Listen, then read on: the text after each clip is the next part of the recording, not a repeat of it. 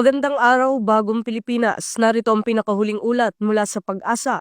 Kaugnay ng Tropical Storm Basyang, base sa Tropical Cyclone Bulletin No. 9 na inilabas ngayong 5 ng Pebrero.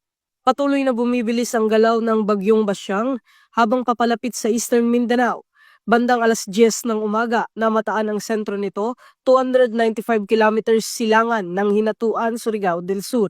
Taglay ng bagyo ang hangin na umaabot sa 65 kilometers per hour at pagbugsong hanggang 80 kilometers per hour at kumikilos ito pakanluran. Nakataas ang Tropical Cyclone Wind Signal number 2 sa ibang bahagi ng Visayas at Mindanao, kung saan inaasahan ang malalakas hanggang malabagyong hangin sa loob ng 24 oras. Signal number 1 naman ang nakataas sa iba pang lugar sa Luzon, Visayas at Mindanao. Inaasahan din ang malalakas na pag-ulan, storm surge sa mga baybaying lugar at mapanganib na kalagayan ng karagatan.